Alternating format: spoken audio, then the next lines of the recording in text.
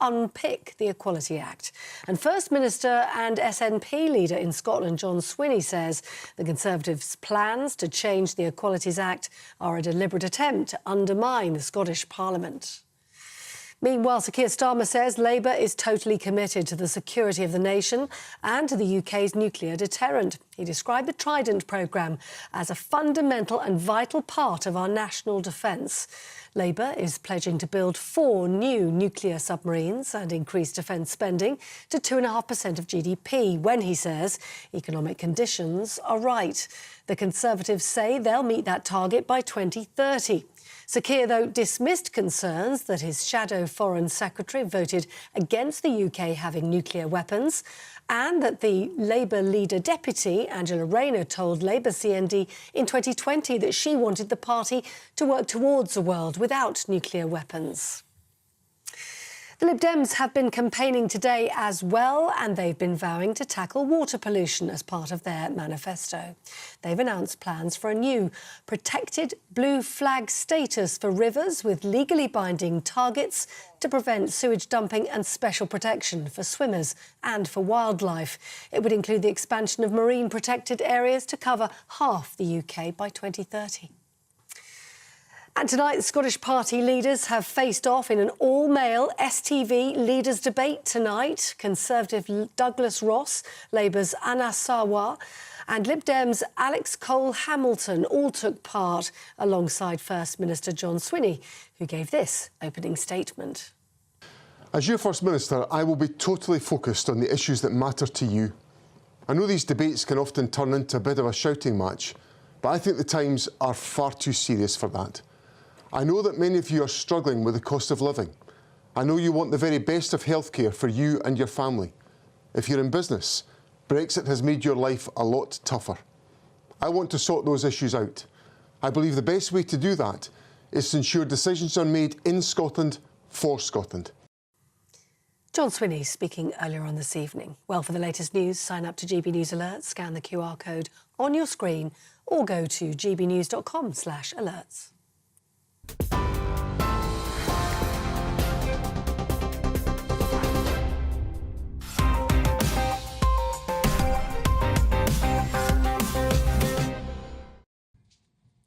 Hello and welcome to Headliners. This is your first look at Tuesday's top stories with me, Cressida Wetton. And on my comedian panel tonight, straight and narrow, Nicholas DeSanto. And bendy and broad-minded, it's Jonathan Cogan. Thank God you added minded. I thought you were talking about something. That's the joke. Just got it. Yeah, doing good, thank you. How are you? Yeah, I'm very well. You've been at the Headliners Live yes, event yeah, tonight. been at the live show. Where were you guys? It was a lovely show. We had a lot of fun, and I wouldn't say I killed, but I wouldn't say I bombed. I'd say it was fine. It was fine. So modest. So Brilliant. modest, yeah. OK, right, let's have a look. OK, I bombed. It was terrible, but don't worry, everyone had a good time other than me. So. Brilliant. OK, there you go. You can find more of Jonathan's work online. Let's have a look at those front pages. The Daily Mail, Rishi's darkest hour. The Times, Farage's return and new poll deal blow to Sunak. Guardian has Tory alarm as Farage takes control of Reform UK. And The Telegraph has I'm back to lead the revolt. iNews has Farage blows apart Tory election plan with surprise challenge to Sunak. And finally, the Metro has Tories face a record rout. And those were your front pages.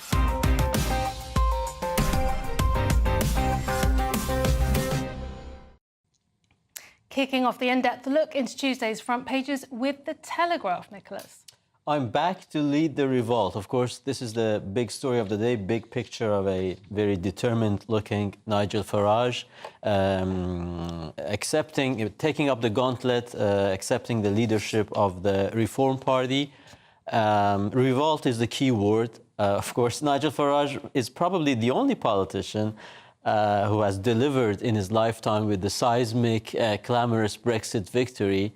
Who else? And now he's hoping to, of course, tap into the dissatisfaction among Tory voters after 14 years of Tory government, and possibly some Labour electors as well.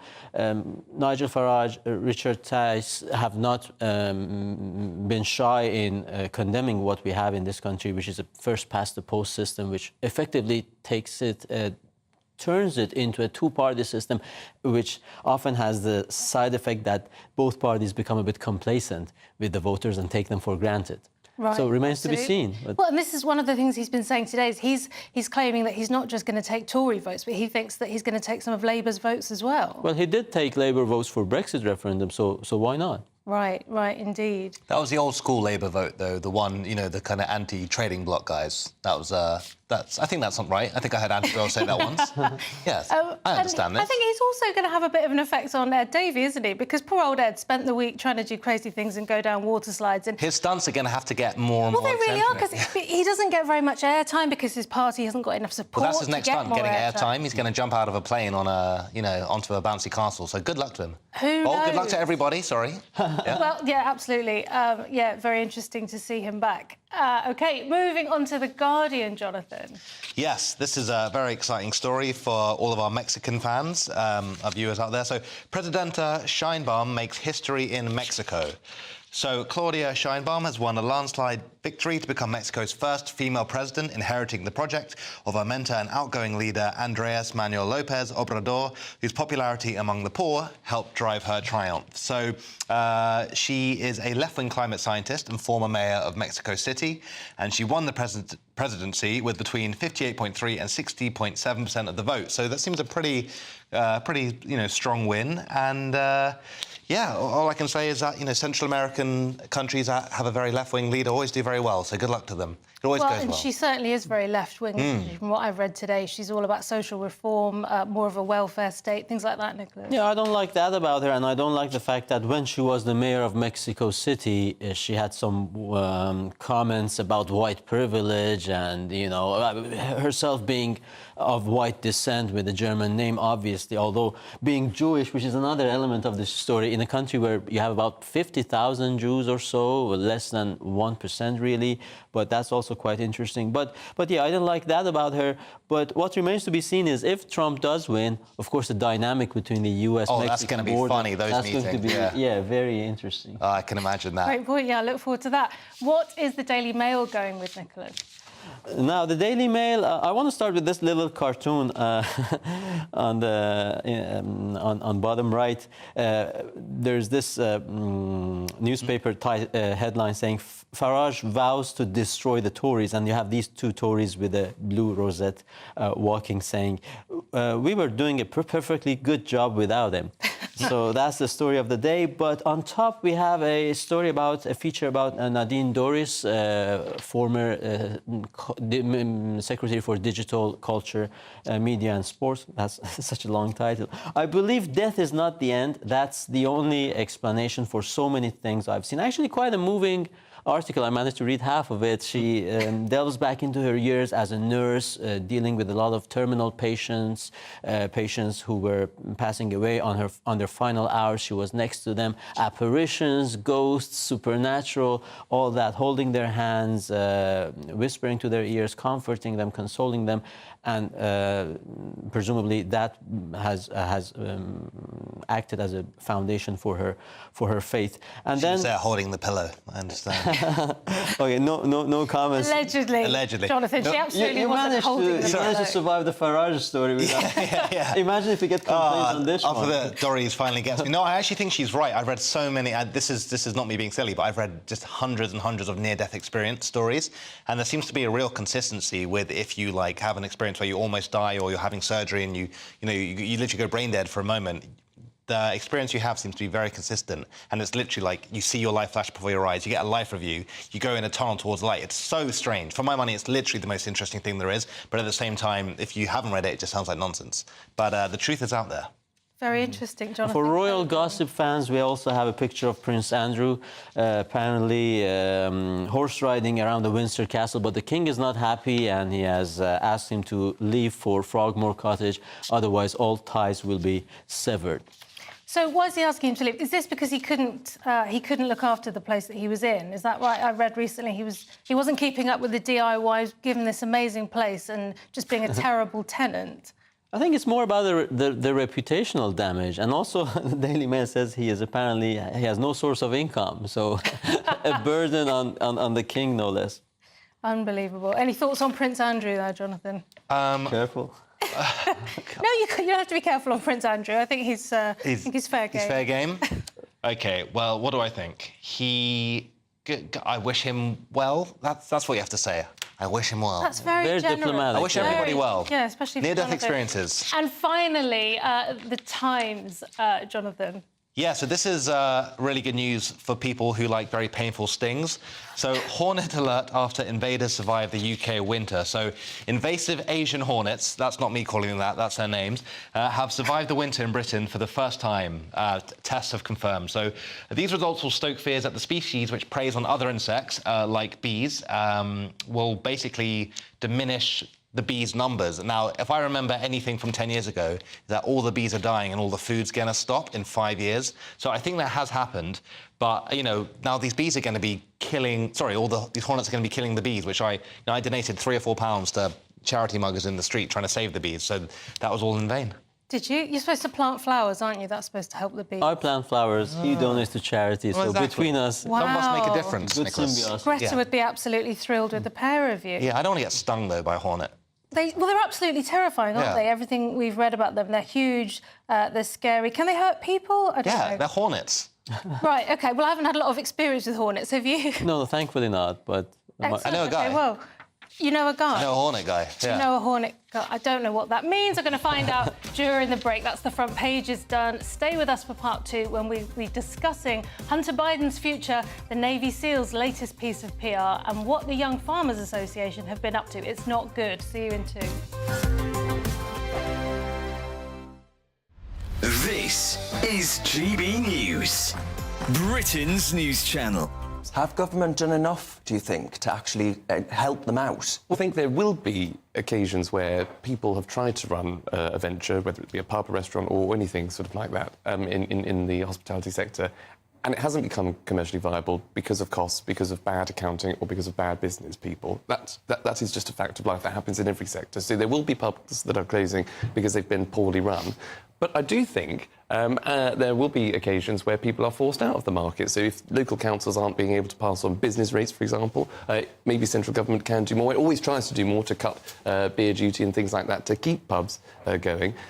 So I don't think it's necessarily just as plain as what James is saying, is that, you know, bad pubs will just inevitably be falling by the wayside. The idea that you two gentlemen, you raging capitalists, support the government stepping in to protect pubs seems to me to be particularly peculiar. If a pub isn't commercially viable, it has to be allowed to fail. Well, Sadiq Khan, you know, he has a nighttime czar that he pays well over 100 grand. Yes. And businesses are going under like you wouldn't believe in London. She's a real nightmare. What's your point? Well, the point is that Labour aren't exactly helping out these businesses, are they? So I'm saying that pubs should not be protected by the state. I'm all for a pub. Well, I'm not suggesting that we subsidise pubs. That has been suggested. That's what James May is railing against. Although I have to say, it's all very well for James May and presumably his very posh gastropub. But if a pub is not fit for purpose, and May makes this point, you know, you've got to have decent, clean loos and a clean pub. And also, realistically, in this day and age, you know, times change, you've got to put on some decent grub as well if you want it to survive. We can't have the government stepping in to save our pubs. And anyway, my understanding over the last 10, 20 years, as a percentage, we haven't lost that many pubs, so they're not going under anytime soon. Hi there, I'm Michelle Dewberry and I'm going to take a second to tell you all about my show, Dubes & Co. We start off with the issues of the day. We then bring in both sides of the argument. We get rid of the disrespect. And then you throw me into the mix. And trust me, I'll tell it exactly how it is. And then, of course, the magic ingredient, you at home. We mix it all together and what have we got? In my opinion, the best debate show in town. Monday to Friday, 6 till 7 on GB News, Britain's news channel. Weekdays on GB News. Wake up to breakfast every day from 6 a.m. Followed by Britain's newsroom at 9:30. At noon, it's Good Afternoon Britain. Followed by Martin Daubney from 3 p.m. Only on GB News, the People's Channel, Britain's news channel. I'm Simon Evans, and this is GB News, Britain's news channel.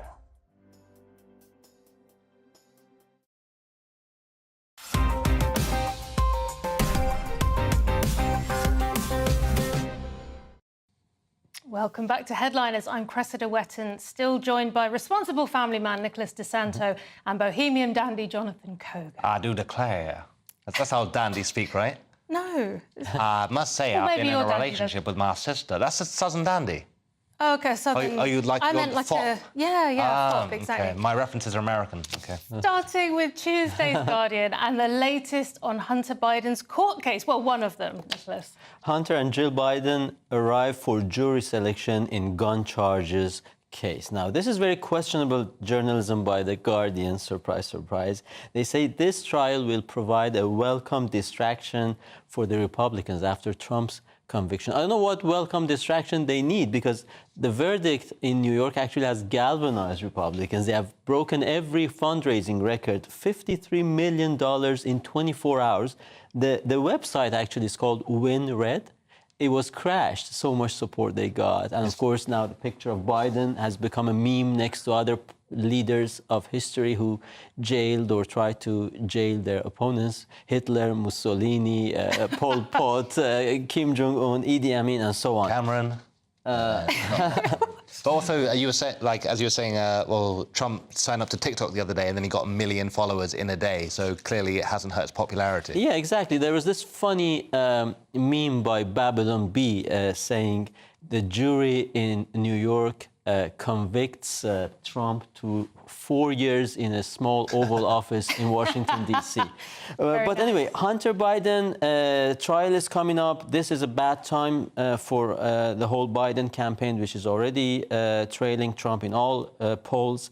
But yeah, still he says, Biden says he has a lot of love for his son, confidence and respect for his strength. Now, what are the strengths of Hunter Biden? One of them is that he was sitting at the board of an oil and gas company in Ukraine without having any connection to oil, gas, or Ukraine, just because his daddy, as vice president, was in charge of Ukraine dossier. It took him 4 years to recognize his little girl, whom he had with a stripper.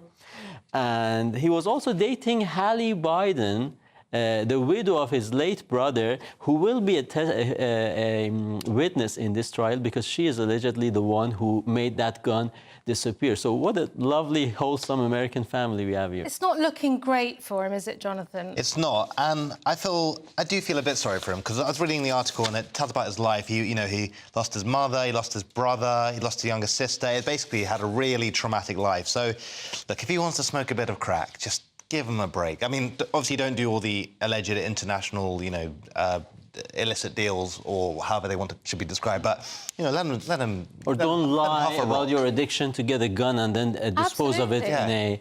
That's not the American way. You tell the truth to get your gun. Near a school, allegedly. Well, and also don't do that and then write about it in a memoir and then claim that you didn't know. He's got a bit was Prince high. Harry. He was what? He was high. Yeah, well, allegedly. It looks like that's about his best defence at this point. So I don't know how likely it is. He could get a maximum of 25 years. Which I'm sure will happen. I don't think he's... What if him and Trump are in a cell together? That'd be a sitcom. You should write that. I'd like to see that, the Biden-Trump sitcom. Brilliant. We're in the Express now. It's Pride Month for the frogmen. I mean the frog-thems. Sorry, Jonathan. Yes, that's very good. I was just enjoying the joke. Frogmen. What is that? It's a type of furry. Navy SEALs are called the frogmen because they go in the water. Yes. I did know that. OK, let's read the headline. US Navy SEALs spark backlash with woke post that leaves Americans terrified for future. So some Americans were not happy and they branded the US Navy SEALs, they called them woke, after they shared a post celebrating Pride Month. Now, as you can imagine, like almost every company in the West, or institution in the West, they shared a We've got big an image pride of the flag. post as Oh, we well, got it. actually. There we go. Okay. So it's not traditionally marine. No, but they've gone Navy for the SEALs classic. looking stuff, is it? They've gone for the classic pride flag, not the modern one with all the different additions on. So you could say that is almost regressive comparatively. Very good. But yeah, a lot of people have taken some issue with it because I think they're saying that the Navy SEALs should be focusing on the global situation and not kind of, I guess, pandering to special interest groups. But at the same time, if this is them essentially celebrating the gay and lesbian servicemen and women in their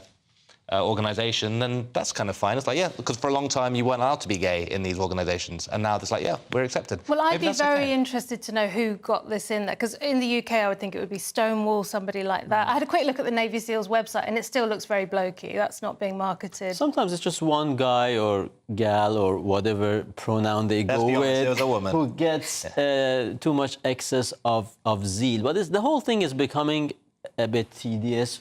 Companies you mentioned, Jonathan, they change their logos on social media, but only for European markets. If you check the same big corporations, their Middle Eastern versions, no change, of course. So it's all about Strange, profit that, and yeah. pandering and virtue signaling, where there is no risk at all.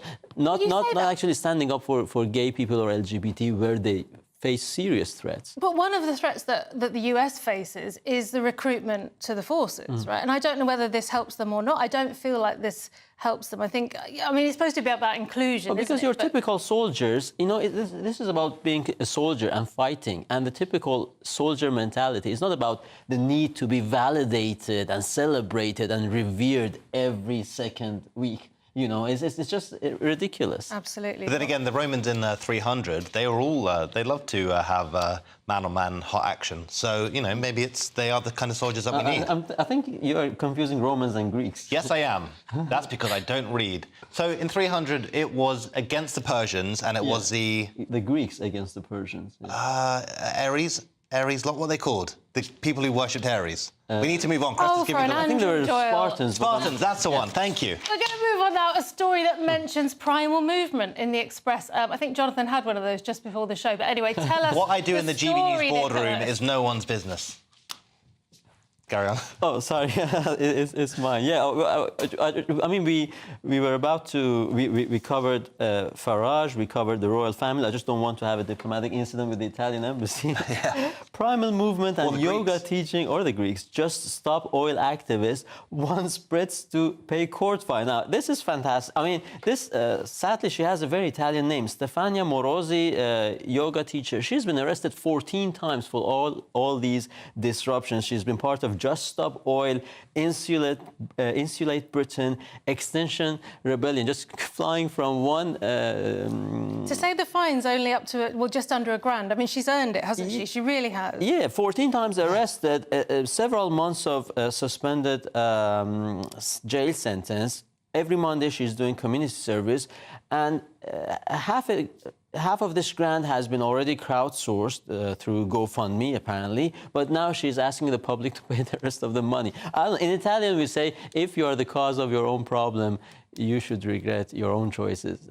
I don't know what It's a great saying. We should start that here. Yeah, fair enough. But the ironic thing is she's been sentenced to do 280 hours of unpaid community work pumping gas, which is absolutely savage punishment, but very funny.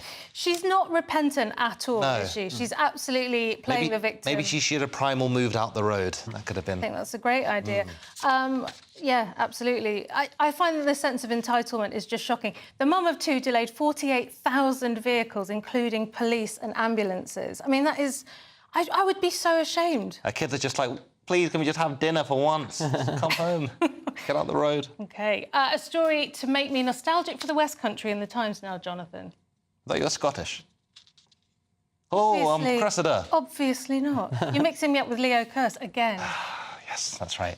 OK, women treated like toys at young farmer clubs. So suggestive slogans have been on T-shirts at young farmer events, which women have described as having no rules but expectations of sex, drugs and alcohol. Sounds a bit raucous. So Abby Kay, a deputy editor at Farmers Weekly magazine, which I'm a big fan of, has accused the clubs of treating women like toys and failing to hold young men accountable for their behaviour. So incidents of sexual assaults appeared to be commonplace at club events, she wrote, and women had reported being grabbed and groped at their parties parties. Come on, boys, don't be a grabbing and a groping. That is not really an acceptable thing to do anymore. It's not 2008. Sort yourselves out and stop grabbing and a groping. But well, this article says that what's going on at these events is tantamount to sexual assault, which could have a 10-year prison sentence. Yes. Do you think that's appropriate for I think getting... it's just in their head, to be honest with you, because if this is what is happening, all those ladies and girls can simply leave the party, report it to the authorities. I just think she's not fun at parties, and, you know, I've said that repeatedly. In this day and age, we can no longer allow the patriarchy to tell women what to do with their bodies. Cressy, you were saying earlier... Now it's up to less attractive women to tell other women what to do with their bodies. She's talking about girls in these parties having the word... Can we say the word slut? Well, you just did. On their arms? Say that. I apologise. It's not like she's... I apologise yes, you're right, that's profusely as well. But if... Yeah. Yeah, it is in the article. So, I mean... They haven't been branded against their will. I mean, it might be raucous or rowdy or whatever. It might not be very classy. But these are young farmers. Can't they have a bit of fun? They wake up at 4 o'clock in the morning and producing... In their defence, the animals don't normally say no, so they don't really know... They can't read signals. Horrible stereotype about the West Country. And it's not just the West Country, it's the rural areas generally. I would push back on what Nicholas has said in that some of these slogans are absolutely outrageous. Somebody was wearing a T-shirt with a slogan that said, "I can run faster horny than you can scared," which is clearly unacceptable. But I'd hate to sprint aroused. Say... That sounds so dangerous. You would what? I'd hate to sprint if I was aroused. That sounds horribly dangerous. But is it the farmer who is wearing that T-shirt or the lady in question? I think it's a male, but the point is that none of these things, for me, meet the threshold of needing the authorities to step in. And I personally think it's a cultural thing that should be managed privately, particularly by the women. She talks in this article about getting the organisation to step up. She says that the clubs are failing to hold young men accountable for their behaviour. Well, maybe they are, but also the women are failing to hold the men accountable. Yeah, maybe women like this kind of... I doubt that the guy in that T-shirt is going to get many dates in these parties, OK? So... Yeah. Well, that's a great point, isn't it? We often label somebody a predator when really they're a loser. That is quite common. Yeah, my FBI female body inspector T-shirt did not help at all. It was a very lonesome teenage decade, but...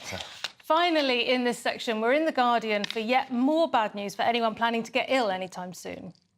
So from the healthcare system, which some people still call the envy of the world, a rise in hospital corridor care is National Emergency Union warned. So this is essentially the Royal College of Nursing, but not just them. The other one is the Royal College of Emergency Medicine that represents the A&E.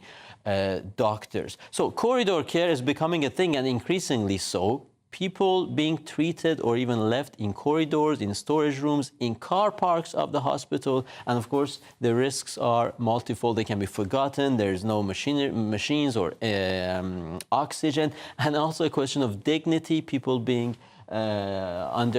being examined, you know, with intimate examinations in corridors, people being told they have cancer in public spaces. So it's really, there's a lot of detail in here about why it's not good to be treated in a corridor. Well, I think we all know that. Well, imagine having a corridor colonoscopy. That'd be absolutely outrageous. Well, I hope that that doesn't happen. I wonder whether this is a move towards the NHS not being free, because these places are getting clogged up, aren't they, with things that... well, one of the moves is to have more GP appointments to try and keep people out of the hospitals in the first place. I think it's too much immigration, if you ask me, but... Brilliant, OK. We've got to move on. That's the end of part 2, but join us after the break for news of literary censorship, German football and ADHD meds. See you in 2. Hello again. Very good evening to you. Here's your latest GB News weather update brought to you by the Met Office. Whilst it is going to stay dry for many of us as we go through the rest of today, we can expect some wet weather pushing its way in as we go into tomorrow. That's in association with a feature currently out in the Atlantic, and it's heading its way towards the UK. For the time being, though, we are going to have a lot of dry weather as we go through the rest of this evening and overnight. Some places will see some clear skies developing, but many areas sticking with largely cloudy skies. And then rain pushing its way in initially across parts of Northern Ireland, but reaching far western parts of Scotland, England and Wales later on. Because of the largely cloudy skies, temperatures not dropping a huge amount, but some places under the clear skies could just about drop into single figures.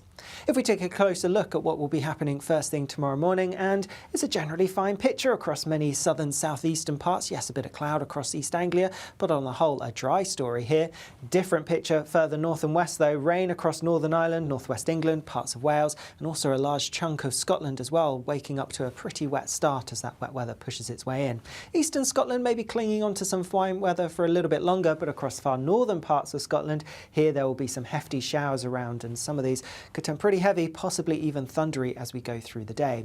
The rain is gradually going to make its way southeastwards, but southeastern parts of the country likely to stay pretty dry by the time the system arrives here. It will have broken up so much that I'm only expecting 1 or 2 spots of rain, if anything. And in the southeast, temperatures still on the warm side, highs of around 22, 23 Celsius, but something markedly fresher towards the northwest behind the front. As we look into Wednesday, it is going to be a showery day, particularly towards the north and west. That's where the showers are coming from. Some of them could be heavy, possibly even thundery, maybe even a little bit of snow over the highest ground of Scotland. But further south, it's looking drier and brighter. A similar picture on Thursday, but I think by Friday, the showers are going to be a bit more widespread. Bye-bye. I'm Christopher Hope. From pop stars to politicians, I'll interview anybody in a pub who's got a political opinion. Join me every Friday on Spotify, Apple Podcasts, YouTube or gbnews.com, or wherever you get your podcasts. GB News, Britain's election channel. Join me, Nana Akweer, for an informative, interactive news programme with a difference. It's fun. It's true. You're not wrong. No one will be cancelled. Lovely. Join me from 3 p.m. every weekend, only on GB News, Britain's news channel. We're proud to be GB News, the People's Channel. And as you know, we always love to hear your views. Now, there's a new way of getting in touch with us at gbnews.com/yoursay. By commenting, you can be part of a live conversation and join our GB News community. You can even talk to me, Bev Turner, or any of the members of the GB News family.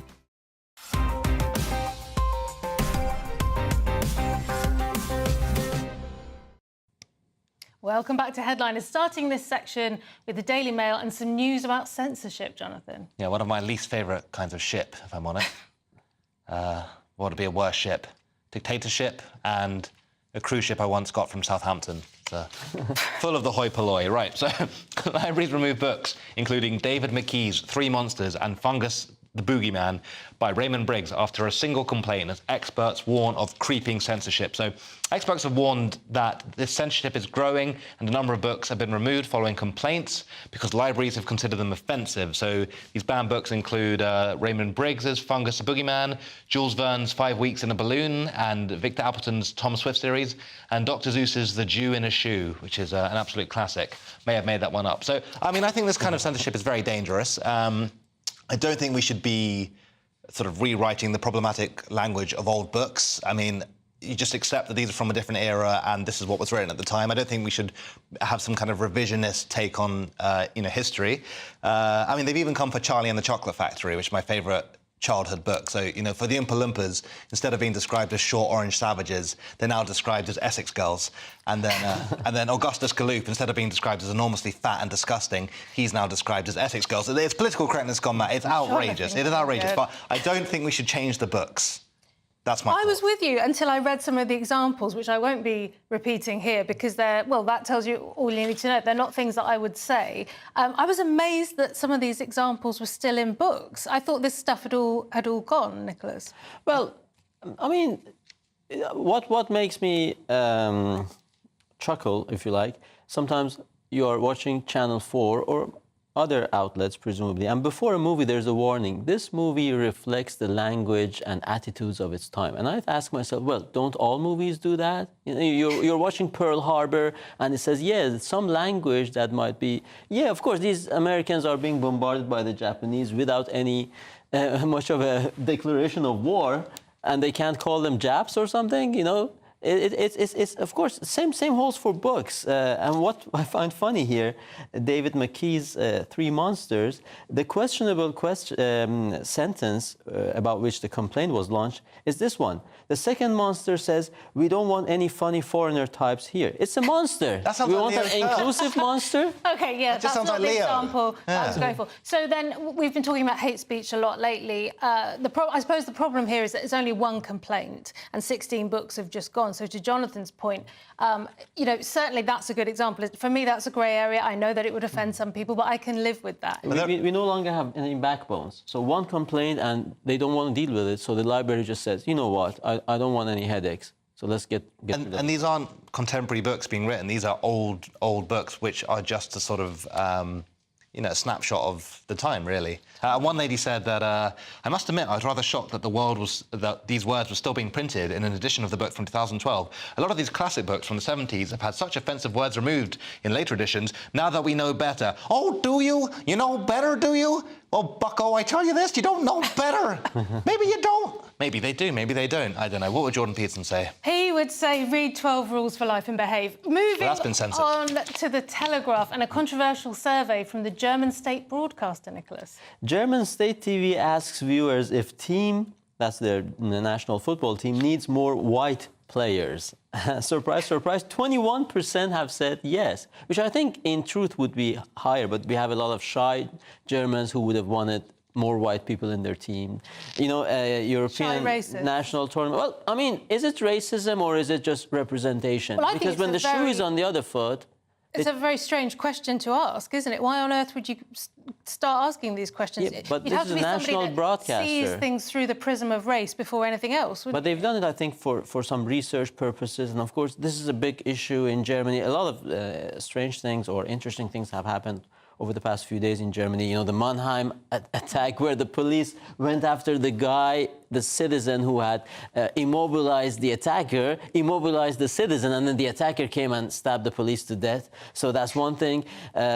Speaking of German football team, Adidas has stopped selling the shirt with number 44 because 44 stylized is written in a way that reminds people of SS. Apparently it was popular among some Germans. Again, I think you have to... Have you seen that image, Jonathan? The 44. You have to have these things in your own mind in order to project them. I would have just seen a 44, personally. I mean, you look like my parents arguing, and I don't know why that is, so yeah. But the thing is, when we have too much wokeism and too much, you know, this unabating, incessant attack on the national identity of all European nations, England no exception, there is a backlash. And again, representation means people like to see their own kind in the team. Why is that we constantly say, oh, why don't we have enough black race car drivers, enough black opera singers, because black people go to the movies to watch a black James Bond. If I watch basketball, I don't count how many white people are there, how many black people are there. But if it's a rule and if it's something positive, then it should be, it should be afforded to native Germans as well. Absolutely. We're in the Daily Mail now, and it seems beautiful food is in the tongue of the diner, Jonathan. Well, I've actually not been able to taste anything since the pandemic. How many vaccines did you have? Well, it wasn't the vaccine or COVID. I was just very bored, so I put a French banger up my nose, and now I can't really taste anything. It was a very bleak year. So now doctors are warning of Ozempic tongue, the latest bizarre symptom of weight loss drug. So Ozempic users have been complaining of weird changes to their sense of taste while taking the weight loss drug, particularly when it comes to sweet treats. And now scientists in Europe believe they have found what's causing this. So basically, a study showed that if you're taking semaglutide, which is like the really fashionable weight loss drug that everyone is taking, it can affect a gene that is sent. Can your gene be in your tongue? Well, it affects a gene which is involved in taste.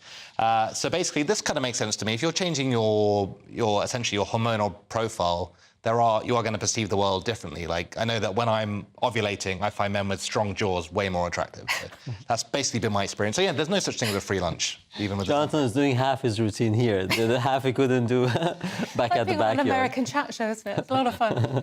Yes, no, you're absolutely right. Of course, hormones do affect the way we feel, definitely. Isn't Women this be just cray. fantastic news that you can do something to make sugar taste better. more sugary? So we can presumably we can eat less sugar. It sounds great. But the irony is that this is a weight loss drug, which makes people feel sugar more strongly, or But that's be what you more- want. So you can eat a minimal amount of sugar and think you've eaten more. There's people turning down donuts and stuff because they're going, well, it's just too sweet. These are the same people that became obese because they went, ooh, it's sweet. It sounds like a win-win. I think you're right. That's It does. an interesting way to look a at it. medical miracle. Moving on to the Metro again now, and we're doing a story about opening Pandora's box in the jungle, Nicholas. A remote tribe was given the internet for the first time. Here's how it's gone. How do you think it's gone? So this is thanks to Elon Musk's satellite internet service, Starlink. For the first time, it has been provided to this very primitive, can we say that nowadays? Previously tribe, low-tech. Marubo people in the depths of remote Amazon.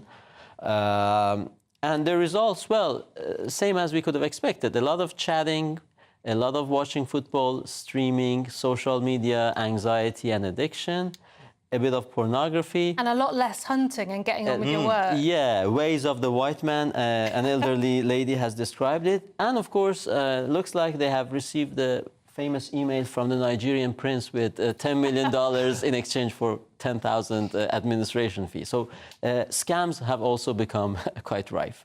It's brutal. They've been thrown into the super stimulus without having any sort of historical preparation to it. It's just, here is all the information, all the worst parts of human nature and the best parts just thrown at you at once. But weirdly, do you know what the most popular website is? Amazon. That was a joke. Fantastic. It was a joke. But yeah, everything you just said, it's just like here, isn't it? Presumably testosterone's going down. People aren't doing what they should be doing with their lives. And it says here that one of the things they were able to do to make a more positive impact was to reduce the number of hours, which is exactly what we are always talking about. They're already doing. ahead of us in managing it. One of them bought a T-shirt which said, "I can run faster, horny than you, scared."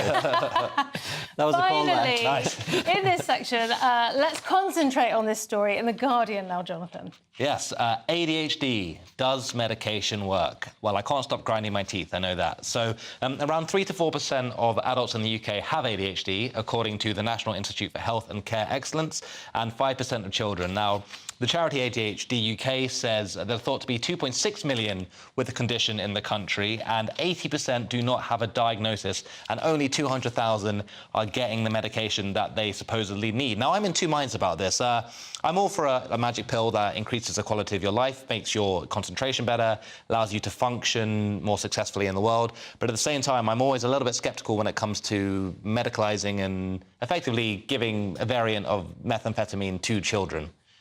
Because a lot of these kids do grow out of it, and they either have emotional problems, which can be worked on through, talking therapy and that kind of thing, rather than just throwing chemicals at it. Now, I did buy a book by Gabor Mate about ADHD, but unfortunately, I didn't read it because I've got it. ADHD, not the book. Both. Both, brilliant. Nicholas, any thoughts on this? Well, over medication, we were talking about South Park in the break, and I remember that episode. Well, in America, every other TV ad is for a drug, and they were giving Ritalin to kids so they could concentrate, and they ended up going to Phil Collins concerts. Well, I like Phil Collins for clarity, I must say, but yeah. Well, keep taking the meds. That's the end of part 3. Join us in the final section for news about Grimsby's makeover, Japan's killer bears, and a very naughty stag. See you soon. This is GB News, Britain's news channel. This is about the Biden administration kind of resisting calls from Harry's lawyers whether or not this ongoing thing about releasing his visa records over the alleged, in Spare, he admitted to taking, remember his memoir Spare? He admitted to taking cocaine, marijuana and magic mushrooms. And a lot of people are saying, was he honest and truthful in his application, in his visa application? You have to say, have you taken drugs? He said no, and then in Spare he said yes. So I think this is absolutely fascinating. They're saying they can't release these records because there is a stigma attached to law enforcement records. Yes, there's a stigma attached to that, but then don't say I mean, you know, everybody else, if you write yes on a visa application, you will be chucked out of the United States. You will be denied entry. So I think this is fascinating that on this issue of whether there is a stigma for Harry or not, he can have his law enforcement records not released into the public domain. The bottom line is, do we want him back? So what's interesting is it seems to be becoming a political dividing line in the States because Biden is trying, the administration trying to do Harry a favour by keeping them under wraps, but Trump has promised that he will, you know, that the file will be made public if he wins again. Trump's been very strong on this. He said, you know, if Harry lied, then he's out. The one thing about America is their politicians make ours look sane. Which is saying something. I'm slightly confused about this whole story because, OK, sure, Prince Harry has said this. How many pop stars, rock stars, movie stars, like every the difference is, well, I don't think it's just a British. I think millions of Brits, to be fair to them, lie on the form every year. Millions of people from around the world lie on the form every year. Not, of course, I'm not going to name any pop star specifically, but I would be mightily surprised if any hadn't indulged in what... Yes, but of course they haven't given written evidence in their biography that they have, and that's the difference. Britain's election channel. This is GB News, and we are Britain's election channel. This vote may seem to be about the politicians in the media, but it's actually about you. And we won't ever forget that. Join us up and down the country as we follow every moment together. Now, more than ever, it's important to hear all sides as you make your decision ahead of polling day. We're here for you. This is GB News, the People's Channel, Britain's election channel. Hi there, I'm Michelle Dewberry, and I'm going to take a second to tell you all about my show, Jubes & Co. We start off with the issues of the day. We then bring in both sides of the arguments. We get rid of the disrespect. And then you throw me into the mix. And trust me, I'll tell it exactly how it is. And then, of course, the magic ingredient, you at home. We mix it all together, and what have we got? In my opinion, the best debate show in town. Monday to Friday, 6 till 7 on GB News, Britain's news channel.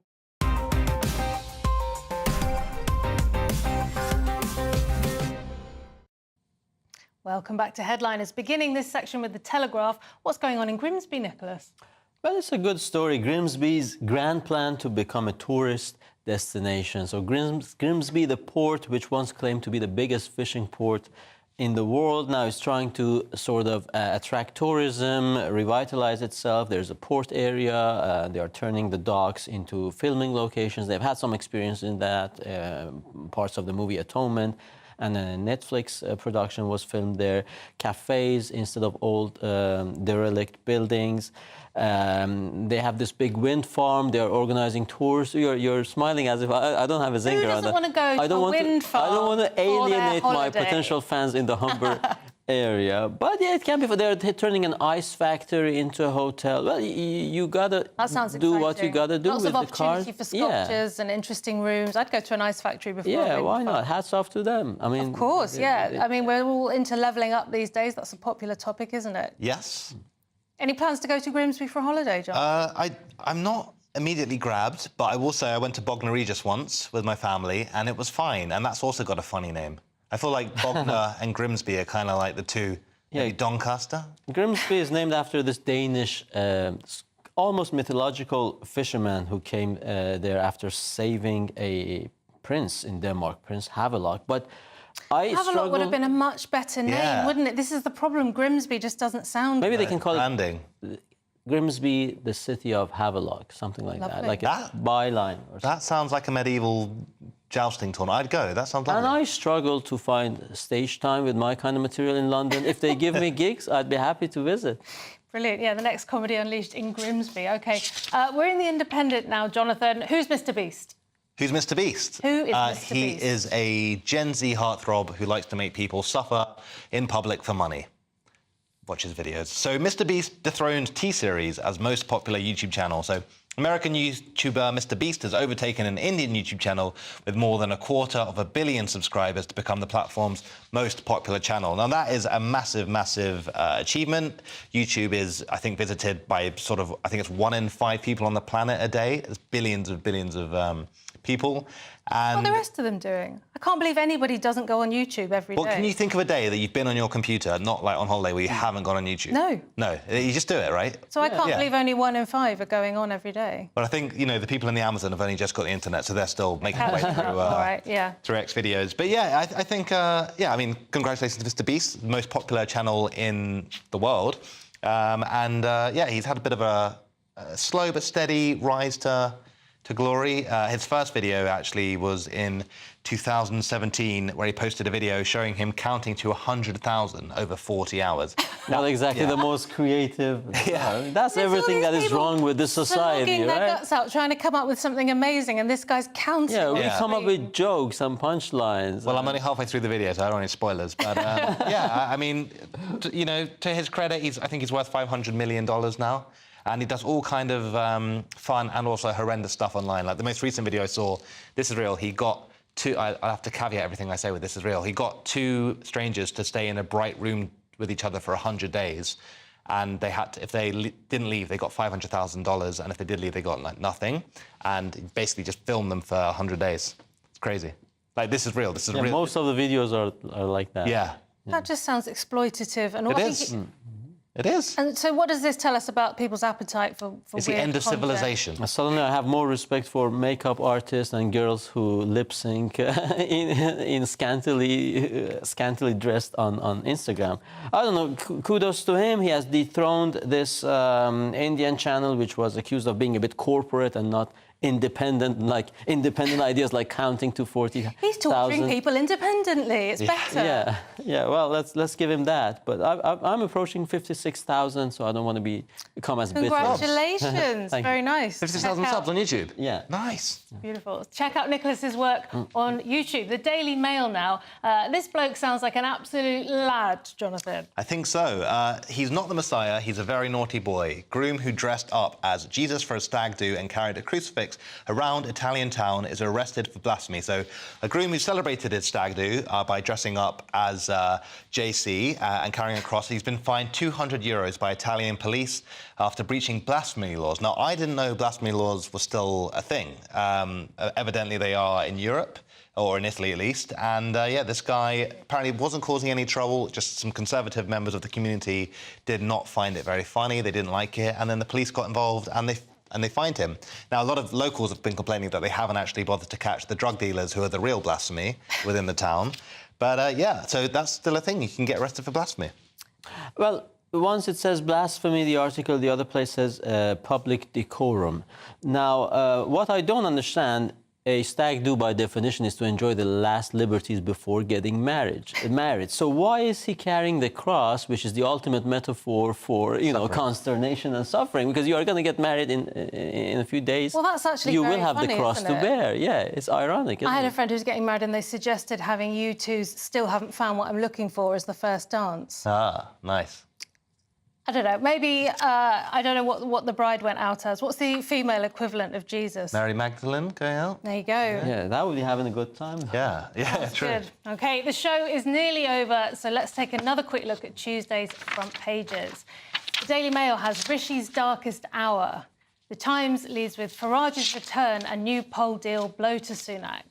Guardian, Tory alarm as Farage takes control of Reform UK. And The Telegraph has I'm back to lead the revolt. iNews has Farage blows apart Tory election plan with surprise challenge to Sunak. And finally, The Metro, Tories face a record out, and those were your front pages. That's all we have time for. Thank you to my guests, Nicholas DeSanto and Jonathan Cogan. Simon Evans will be here tomorrow at 11 p.m. with Steve N. Allen and Leo Kearse. And if you're watching at 5 a.m, stay tuned for breakfast. Thanks for watching and good night. We got that warm feeling inside from Boxed Boilers, sponsors of weather on GB News. Hello again. Very good evening to you. Here's your latest GB News weather update brought to you by the Met Office. Whilst it is going to stay dry for many of us as we go through the rest of today, we can expect some wet weather pushing its way in as we go into tomorrow. That's in association with a feature currently out in the Atlantic and it's heading its way towards the UK. For the time being, though, we are going to have a lot of dry weather as we go through the rest of this evening and overnight. Some places will see some clear skies developing, but many areas sticking with largely cloudy skies. And then rain pushing its way in initially initially across parts of Northern Ireland, but reaching far western parts of Scotland, England and Wales later on. Because of the largely cloudy skies, temperatures not dropping a huge amount, but some places under the clear skies could just about drop into single figures. If we take a closer look at what will be happening first thing tomorrow morning, and it's a generally fine picture across many southern southeastern parts. Yes, a bit of cloud across East Anglia, but on the whole a dry story here.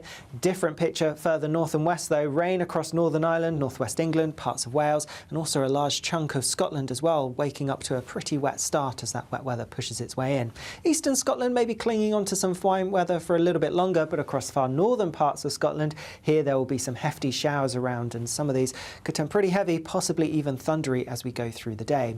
The rain is gradually going to make its way southeastwards, but southeastern parts of the country likely to stay pretty dry by the time the system arrives here. It will have broken up so much that I'm only expecting 1 or 2 spots of rain, if anything. And in the southeast, temperatures still on the warm side, highs of around 22-23 Celsius, but something markedly fresher towards the northwest behind the front.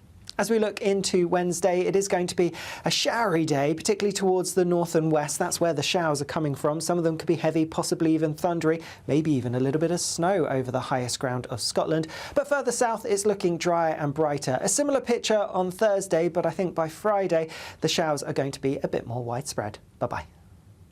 A brighter outlook with Box Solar, sponsors of weather on GB News.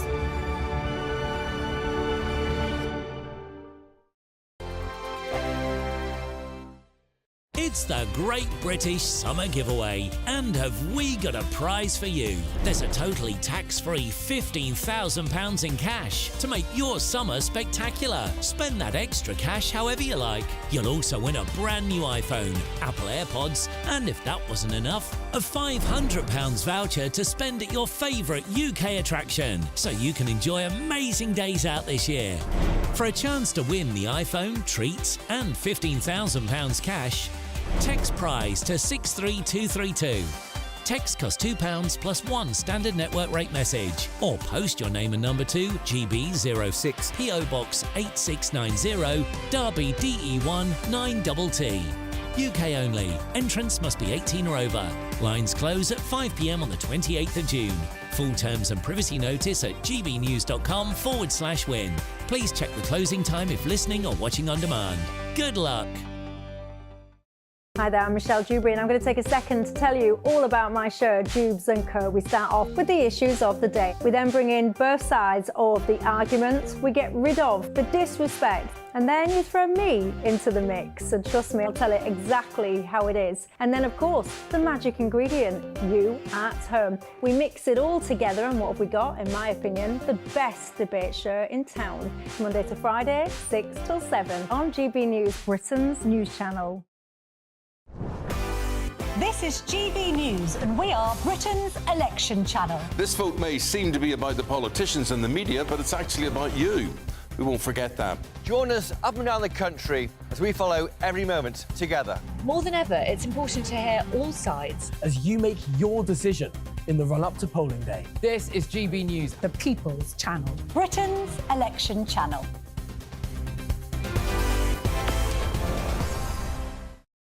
We're GB News, and we come from a proud tradition of British journalism. That's why I'm so excited to be here. It's something so new. The first news channel to be launched in Britain in over 30 years. Launched to represent the views of the British people. To go where other broadcasters refuse to go. How did you find out about the story in the first place? Launched with one aim. To be the fearless champion of Britain. It's an absolutely fantastic atmosphere here. This is GB News. The People's Channel. GB News, Britain's news channel.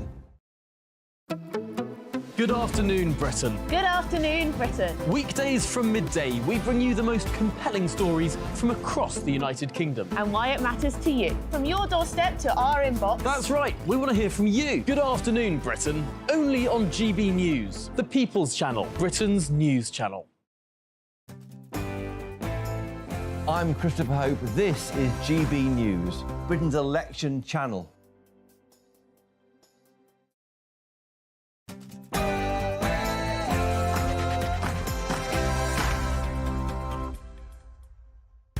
Good evening and welcome to Vote 2024 with me, Camilla Tominey. They say a week's a long time in politics. I think we can all agree that an afternoon is a long time in politics.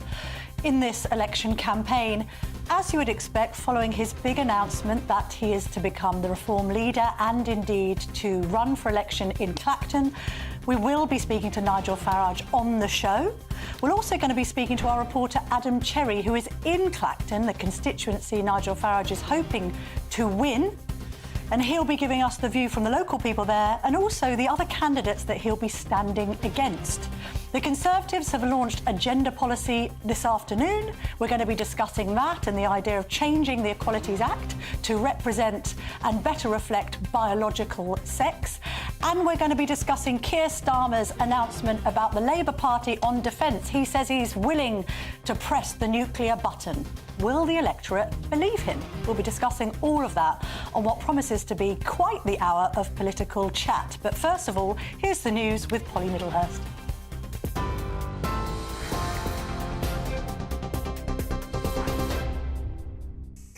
Camilla, thanks very much indeed. Let's start this bulletin with some breaking news that's come to us in the last half hour from the US State Department in Washington. It has said it's now completely confident that Israel will agree on a ceasefire deal. The US President Joe Biden's proposal would end the fighting between the two sides and return Israeli hostages, beginning with a 6-week ceasefire. And in addition to that, we've also learnt in the last half hour from the Israeli military that 4 more hostages taken by Hamas, the proscribed terrorist organisation in Gaza, are dead, and the circumstances are now being investigated. We'll try and get you more detail on that, of course, as we get it. Now, the other main news today is, of course, that Nigel Farage has said that he will stand as Reform UK parliamentary candidate for Clacton in Essex in the general election in July. He was speaking at a news conference in London this afternoon to confirm his change of heart. Mr Farage also announcing he'll take over as leader of Reform UK. Take a listen. So I am going to stand in this election. I'll be launching my candidacy at midday tomorrow in the Essex seat.